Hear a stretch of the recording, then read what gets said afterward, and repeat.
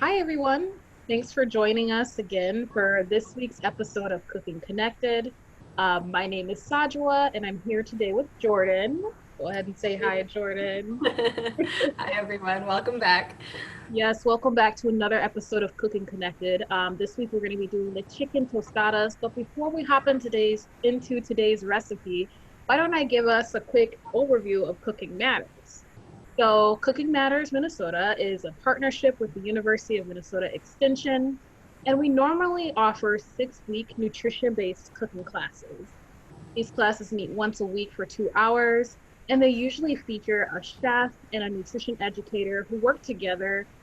They go through a recipe, we learn a lot of awesome nutrition to go along with that recipe, and then we cook together as a class.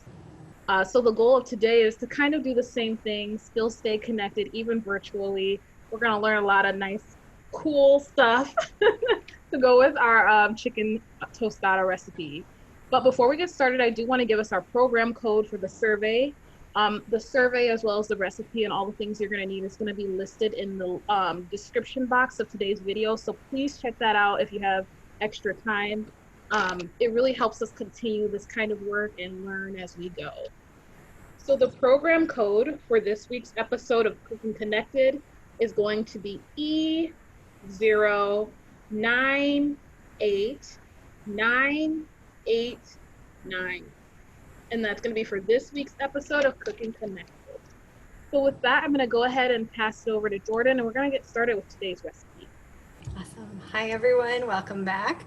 I just like to mention, of course, all of the links for our recipes will be in the description box of the video, so please check that out.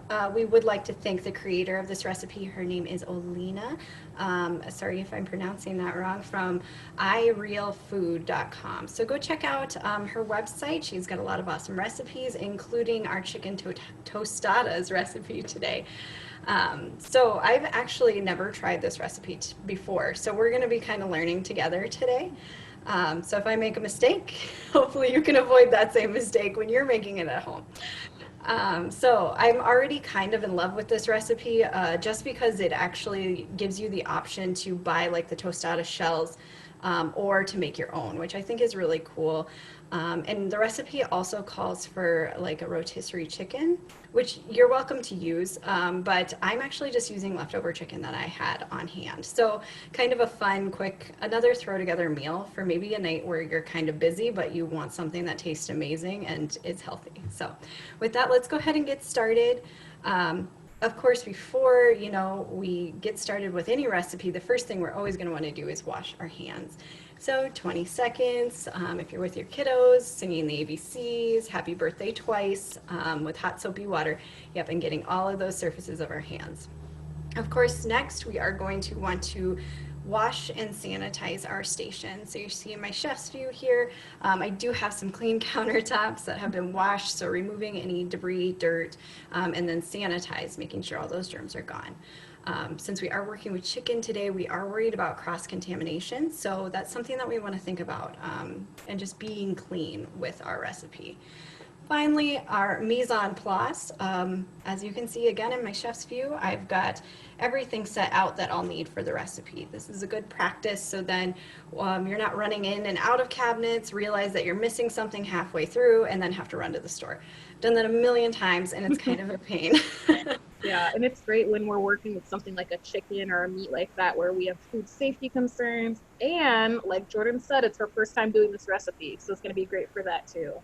Absolutely. So we got our mise en place set up. Part of our mise en place is rinsing our vegetables. So our produce today, our onions, our limes, and our tomatoes have all been rinsed, as well as the tops of any cans that we are using have been rinsed as well. So finally got all of the prep work done. Let's go ahead and get started with the actual recipe. I'm going to switch my views so you guys can see what I'm doing. All right, so as I mentioned before, we are working with chicken today, so we need to make sure that all of our vegetables are prepped prior. So we're actually going to start with, there's a guacamole salsa on here that we're going to be using. Unfortunately, our guacamoles here in Minnesota right now in the wintertime aren't looking so great. So I removed the guacamole, or excuse me, the avocados in the guacamole. So we're going to be using an actual like pre-made guacamole, but if you find avocados that are ripe, feel free to use those in this recipe as well. The first thing we're actually going to do is go ahead and preheat our oven to 400 degrees. So don't forget that step. That's the one I always forget. Yeah, me too. So we can go ahead and actually prep our tortillas. So we're using oh my goodness, a corn tortilla today. And what we're gonna do is just kind of prep those. That way when our oven is ready, we can just throw them in when we're prepping our vegetables. So what I'm actually gonna do is I'm just going to set these on just a baking sheet. As you can see, my baking sheet is very well loved. So I'm just going to lay our corn tortillas out on the baking sheet. And we're going to bake these. So a while back, we had done a recipe, the mango salsa with homemade corn tortilla chips. Yes, we did. This is a very similar idea, except we're not going to be cutting up our tortillas today. We're leaving them whole. So we're just going to put some oil on them. So I'm going to just sprinkle a little oil on the top, and then I'm going to, you can use your hands, you can use a paper towel. I actually have oil brushes that I like to use. And what I'm actually going to do is just kind of rub the oil on there. This just makes it nice and crispy when you're baking it.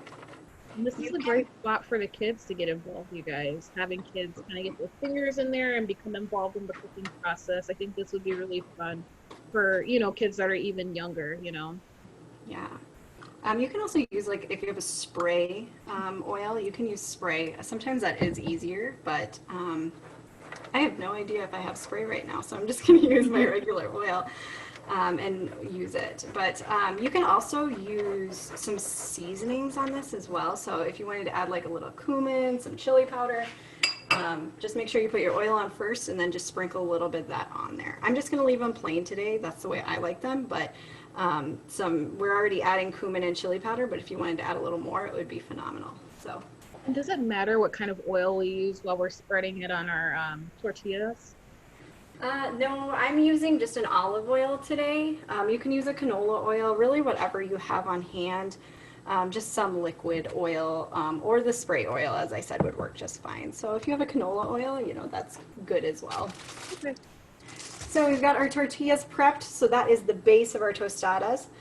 Next, we're going to start prepping all of our vegetables. So the first thing I did to prep was to rinse. I opened my can of beans. I am using a low sodium option today, so you can see that right there. I would go ahead and rinse them anyway, getting some extra sodium off there. There's also kind of that slimy water that it's in that's just not really appetizing to me, so I went ahead and removed it. So we've got our beans prepped. Let's go ahead and work on our tomatoes. So we need 3 medium tomatoes for our salsa. I've already got some of them prepped, as you can see, but with tomatoes, I really like to use a serrated knife. Sometimes if your knives, like your chef's knife, isn't sharp enough, it won't go through the skin of the tomato. So I like to take the top and bottom off of my tomatoes, and then I'm gonna just cut as close to that part that we don't want as possible. Get that out of the way. Making sure we're using all of our tomato. It really doesn't matter what kind of tomato you're using. I prefer Roma tomatoes. They tend to be, in my opinion, a little bit firmer. Sometimes they're cheaper too, so just keep an eye on that. But if you prefer one of those big hearty, I believe they're called beefsteak. Yeah, I was gonna say the meaty tomatoes. Yeah, you can definitely use one of those. This would be an amazing recipe during the summertime if you've got some garden tomatoes. Yeah. Now, would this recipe work well with some canned tomatoes? If I have some canned tomatoes, diced ones, perhaps in my cabinet? I think it would work fine. I probably, just thinking about, we're making a salsa. So you may or may not want to put all of the juices from the tomato in your salsa, depending on how you like your salsa. So if you like your salsa just really chunky but not a lot of moisture in there, don't add that extra juice that's in there. But if you like it kind of watery, go ahead and add the whole can. So we've got our tomatoes prepped. And I'm sure you guys can see my little, I always like to put something down so my cutting board doesn't slip around on me. So that's just a wet paper towel that I use. You can also use, like, they have like cabinet, like non-sliding stuff that you can use. You can use that as well. The grip things that you can get in the roll. Yeah, exactly. Sometimes I've seen them used underneath carpets, but definitely lining the cabinets. That's great stuff to keep around. So as I mentioned, our avocados, at least in my area, were really terrible and rock hard. So I left those out. I'm using a pre-made guacamole just for a topping. This recipe obviously would be amazing with some avocados in there, but sometimes that's just not feasible for us. So you just can leave those out. You can also leave the guacamole out. That is a little bit more of a more expensive option, having those pre-made options, but if you want it, that's an option as well. So let's go ahead and work on our onion. We need, let's see here, about 3 tablespoons of onion, I believe. So let's go ahead and practice our knife skills again. We're going to pinch our blade and wrap our fingers around, and that's just the proper way to be holding our knife. So let's go ahead and cut our red onion. I like to take this pointy part off first, and that is something for our broth bag. Oh, so yeah, you guys, the infamous broth bag. And then I just cut a little bit of that fuzzy part off, not very much. This is the side that is holding our onion together. So I'm going to go ahead and chop right down the middle. And we're probably not going to use this whole onion today. This is actually a really big onion. So I'm going to save that for another recipe. Save this for my broth bag. And then we can go ahead and take this paper off. We don't really have much on there, actually. Awesome. And we're going to do, again, we're making a salsa, so I'm going to dice this. If you like a really chunky salsa, you can do a kind of a bigger dice. If you like a not so chunky salsa, you can do just kind of a finer dice. I'm going to do kind of a fine dice right now. And then, so I've got all of these slits, and then I'm going to cut down the other way into a nice dice. Been working on this skill in my family to try to measure out ingredients when I'm cooking with my hands, so like with spices and stuff, learning what a tablespoon looks like in my hand, so then I know what it looks like. That's how my grandma used to cook. Yeah. I am trying to do that as well. That's kind of a skill that comes with time. I am still working on it, as you can see, so that's an option for you to work on in addition to your nice That's actually how a lot of, those recipes that are from back in the day that may be passed down from older elderly members of your family. That's a skill that they use a lot. That's how I learned how to cook, was actually measuring in my hand. And then the measuring spoons and cups came later. And sometimes you can tell by the recipes too. Like if my grandma had a recipe for me, she'd say, "Oh, just a pinch of salt," Yeah. or like a handful of flour. And it's like, what does that mean, Grandma? The great thing about technology these days is that they have made conversion sheets for like our hand measurements to actual measurements. So that those recipes can still be just as accurate as they were back in the day. Absolutely. And hopefully just as good. That's probably why Grandma's cooking is so good. Yeah. From just a pinch. Yeah, exactly. So the last thing I think we need to cut up is our cilantro. This is, again, an optional thing. If you don't like cilantro, you don't have to use it. I'm going to go ahead and kind of make a bunch of it and then just slice it up real quick. So this is one of those recipes, since we are working with chicken, that we really need to consider, having our chicken separate from all of our vegetables, because we are not cooking our salsa. So if we get chicken juice on our salsa, that chicken juice is going to stay in our salsa and all of those germs. So it's really important to prep your vegetables first, and then work with your chicken. And if you happen to go back to work with your vegetables again, which hopefully you won't have to because you've already prepped everything and mixed everything, wash your hands really well. And sanitize that space again. Absolutely. with like maybe a bleach solution, some type of disinfectant. Yes, it's very important to be clean when we're working with chicken. All right, so I think that's good. I'll go ahead and remove this. There we go. Here's the oven. So we're gonna bake our tortillas that we prepped for about 6 minutes on each side. So we are gonna flip it and go from there. So I'm gonna go ahead, just quickly wash off my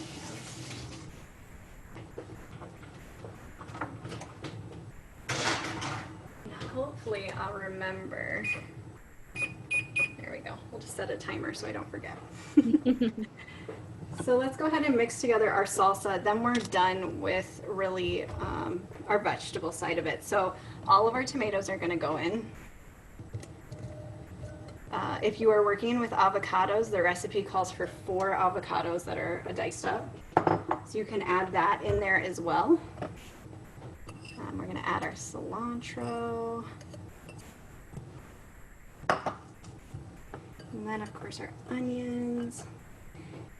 And really with the salsa, when I'm making like at home, I'll make like a pico.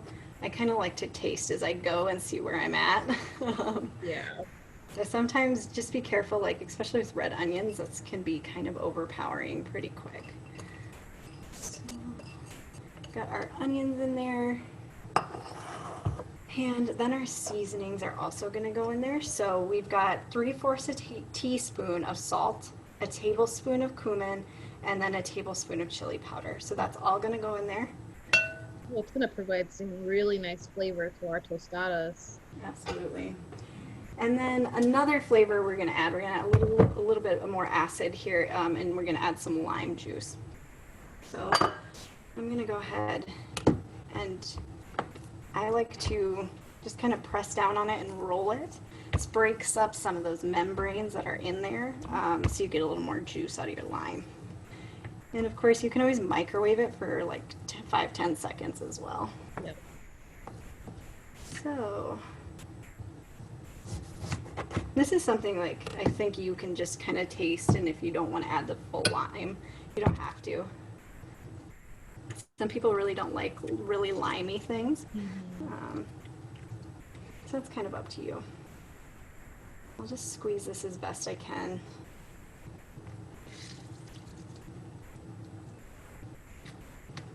So this is going to be our topping. So we're going to have shredded chicken, our tostadas, our shredded chicken, some of our black beans, and then our salsa is going to go on top. Wonderful. A little bit of cheese. There's a lot of awesome vegetables in this recipe. This is such a quick and easy salsa option too. It really makes me think about our mango salsa, which is definitely going to be a little bit more on that sweet side if you like that kind of flavor profile. But this one, I really like this recipe. It's so easy.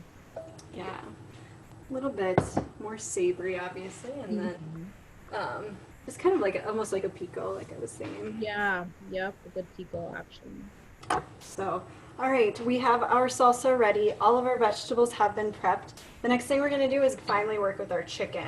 So I believe I said I will be told you guys I'll be working with something that I have already cooked. So I had kind of some chicken strips on hand that I had left over from another recipe. So I'm going to reheat these, and then we will actually shred these up. So if you want to work with a rotisserie chicken, you can shred those up, or you can work with just some chicken that you already had on hand. So I'm going to quickly work on that, and I believe Sajwa has some nutrition for us. That I do. Thank you, Jordan. So today I wanted to talk a little bit about our beverage choices. I wanted to talk about choosing healthy beverages and ways that we can reach our water and liquid goals. So some quick facts about water. The human body is made up of 50 to 75% water. So that's 10 to 12 gallons of you is just water. So clearly it's very important. Water is necessary for a healthy lifestyle, without a doubt. And it's certainly critical for good health. And that's why it's important for us to be replenishing our body's water supply.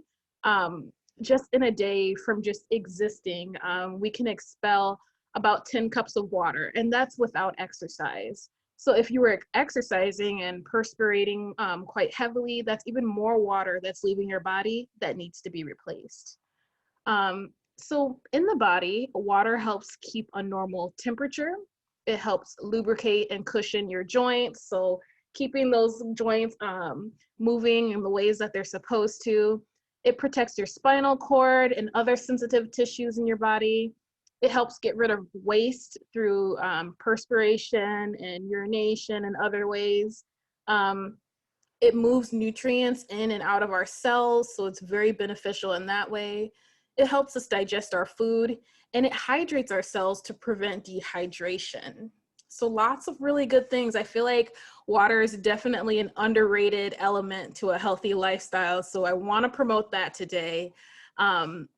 I already mentioned that our body is made up of 50 to 75% water.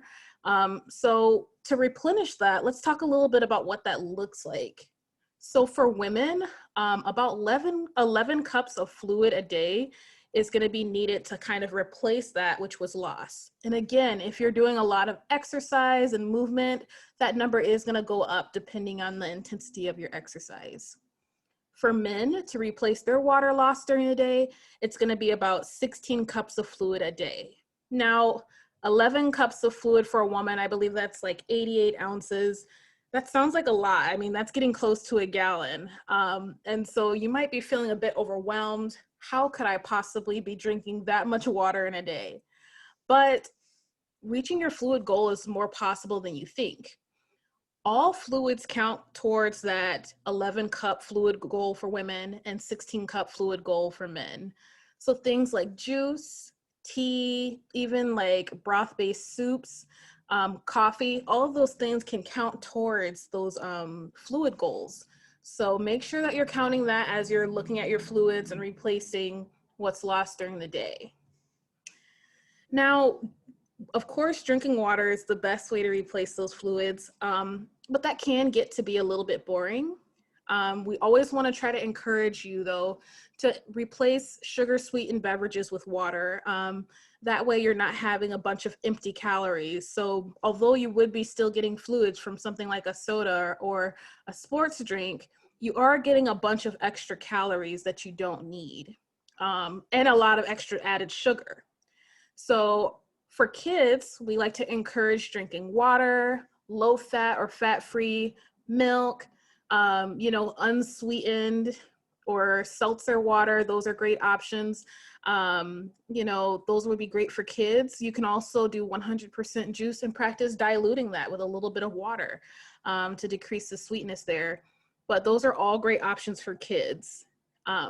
Whenever you're shopping for beverages or deciding between a drink, take a moment to check out the nutrition facts label. You want to compare things like calories, you want to compare added sugars, and you certainly want to compare those servings per container, because as the serving size increases, you are going to want to increase or, double whatever the amount it's increasing. You're going to want to increase the nutrition facts label. So that's not usually for the whole container. You have to be careful. You can sometimes get tricked by that. Another thing, when you're drinking coffee and things like that, go ahead and skip the whipped cream and the chocolate or caramel drizzles. Try going with a low-fat milk or perhaps a sprinkle of cinnamon or nutmeg, and that way you can have a lower calorie coffee drink. You can still kind of have fun with your coffee, but just being mindful of those calories that you're putting in your body. I also like to recommend carrying a clean, reusable water bottle in your bag or on your person during the day. It's usually easy to find, tap water or water fountains wherever you're at. There's always one available, so you can refill that and still continue to hydrate during the day. And then, I don't know if we've done this recipe with Cooking Connected, but what's coming to mind is that raspberry lime fizz drink, but try perking up your plain water or your seltzer water with things like lemon or lime or perhaps orange slices. This is one way to really amp your water, add some more flavor, and then you're not adding extra calories. So today Jordan did use some lime and she squeezed the juice out of that, but don't throw that lime away, Jordan. You can still cut that up into some pieces and You can use that in your water to add a little bit of flavor and kind of perk it up a bit. I also like to include things like fresh berries, if possible. You can do mint leaves. You can also do frozen fruits. I mentioned fresh, but also try some frozen options, which can act as kind of like an ice cube in your drink. So here are some tips that I have for increasing your water intake. Again, we already mentioned this, but carrying that water bottle with you, keeping one with you when you're in the car, the office, wherever you're at. So in the moment that thirst strikes, you can definitely quench it. And then also try eating more fruits and vegetables. These things are naturally high in water content, and so that also can count towards your fluid intake. Try drinking lemon flavored hot water or tea for a change. That's a really great way to increase your fluid intake. And as you do that, if you need to add things like sugar or cream or, honey, just be mindful of how much you're adding to it. Again, we don't want to be making these calorie dense drinks, but you can definitely try that as a way to get more water and fluids in your diet. And then finally, whenever you're at a restaurant, try asking the waiter for water with lemon. You can also try a fat-free milk drink. Unsweetened iced tea is a wonderful option. Coffee and other drinks, just drinks that don't have so much added sugar. They're always great choices when you're going out and when you're, getting beverages out and about and on the go.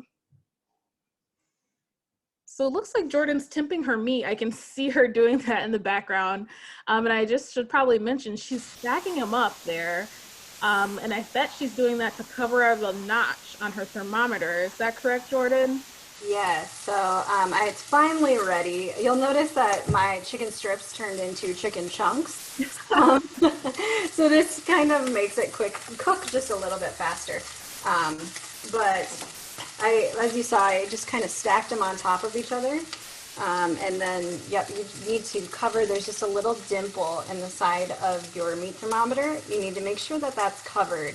And what I do is I grab kind of my thickest pieces of chicken and I just stack them on top of each other, because if you know that the thickest pieces are done, then the smaller pieces are going to be done.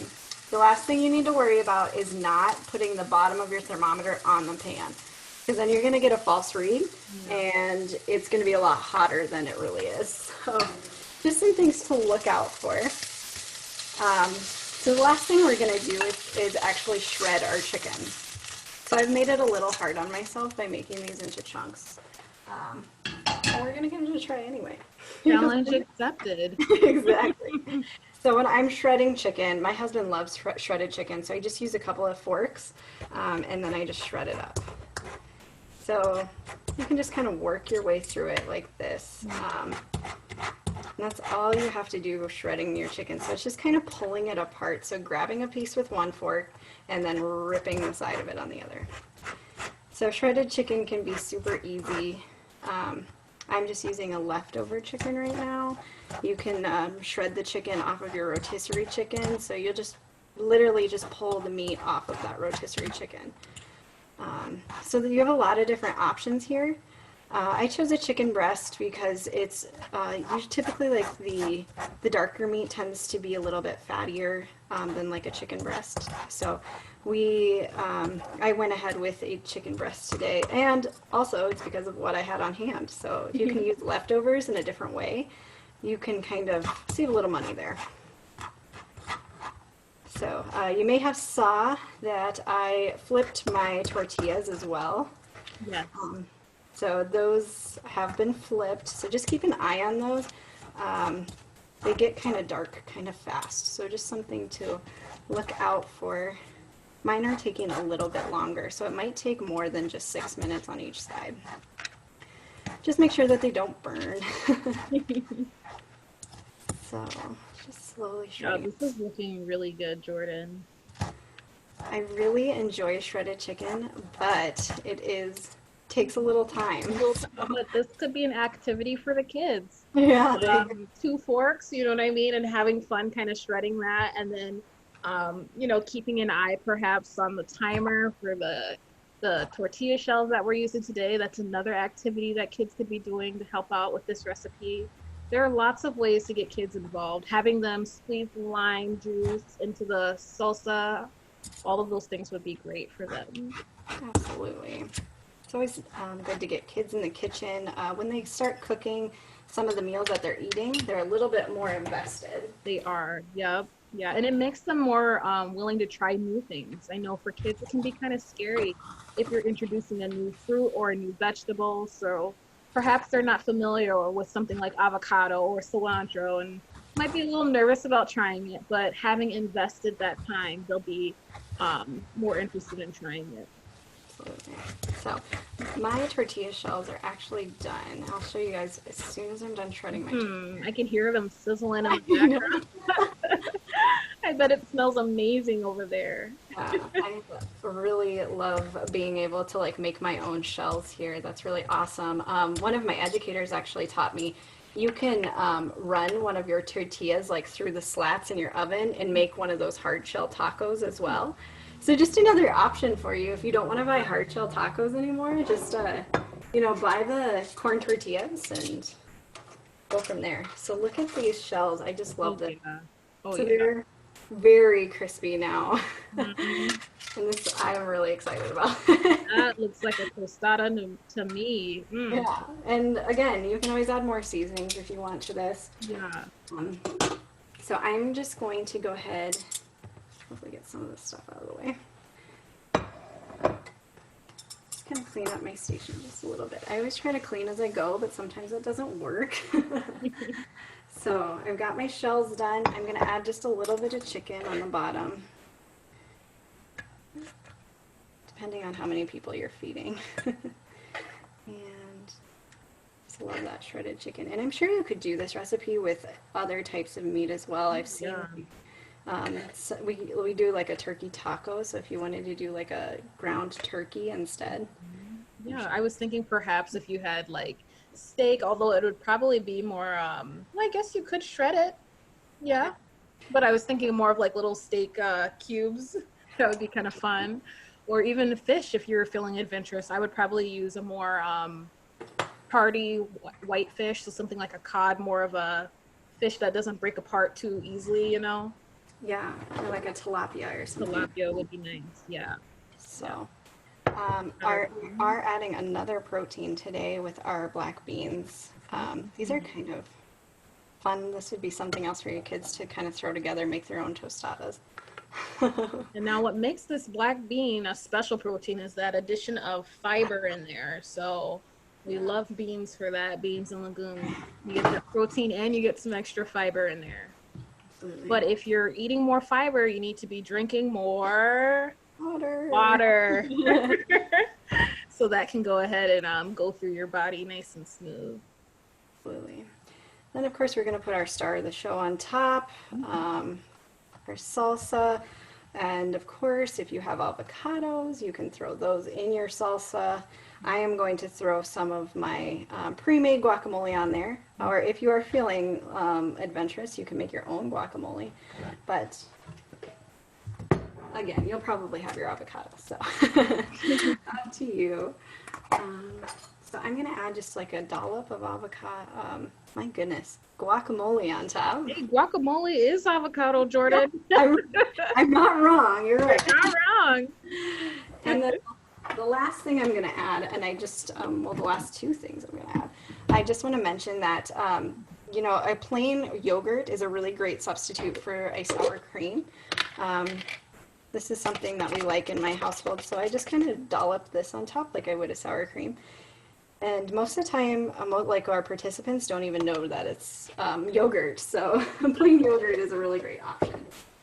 And then the recipe also calls for like a white crumbly cheese, which is a really great option. You can use like a feta, and just sprinkle that right on top. And of course, you can always use like a sharp cheddar as well. Just remember that cheese does, kind of include more fat and a little bit more salt in your recipe. So something to consider.